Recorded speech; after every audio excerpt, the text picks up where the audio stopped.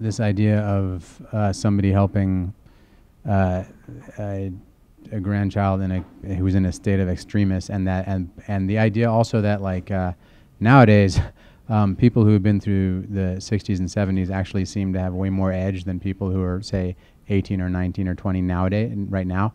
It's something that I remind myself of when I put movies out or plays, that these people actually in some ways are more edgy. But it didn't click in my head until I hung out with Lily a bit on admission and got to work with her and realized how much more I wanted to do with her, how much I wanted to do something where she was the main character. I saw quite a bit of myself in her. She just seemed real to me, and I liked the whole thematics, the subject of it, and I liked that it lasted a day, and it was a kind of became a buddy movie between me and my granddaughter, traveling from location, place to place, and I loved working with Paul from admission. So it was sort of just one of those things you fall into. Well, look, I've actually directed 2 films since Little Fockers of much lower scale, and somewhat eccentrically, I write plays, and there's a theater in New York called Second Stage that does my plays, which actually puts everything in a totally different perspective as a filmmaker, because your budget is almost never going to be as low as your off-Broadway plays budget. But actually, I didn't know if I'd be able to do it or to work with the actors in the same way, which is the most important thing for me. But but as it turned out, we had a really terrific cinematographer named Toby Datum who lit things in such a way that there wasn't a lot of time in between takes. First of all, I think it's pretty human. I like the interrelationship with the daughter and the granddaughter, the generations of women and how they're sort of divided from each other and how they come together, and very incrementally. It's very subtle, and I like the variety of people that they go and visit. She introduces her granddaughter to. It's a whole educational thing for the granddaughter.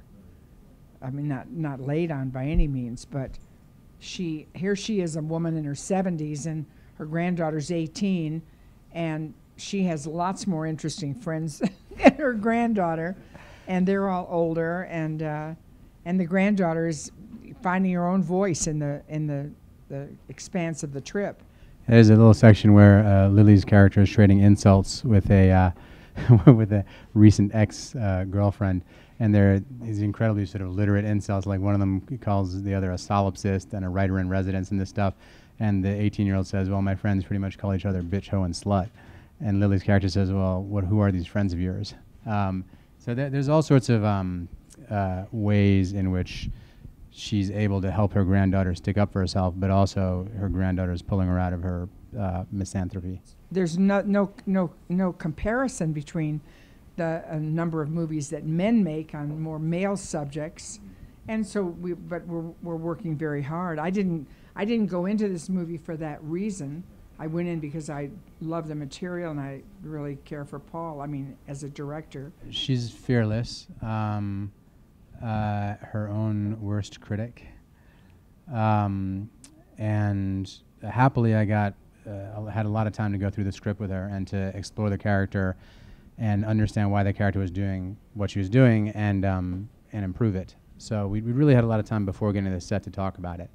It was much harder working with Lily's car, which is a terrific car, but the brakes are like, it's like trying to stop an ocean liner.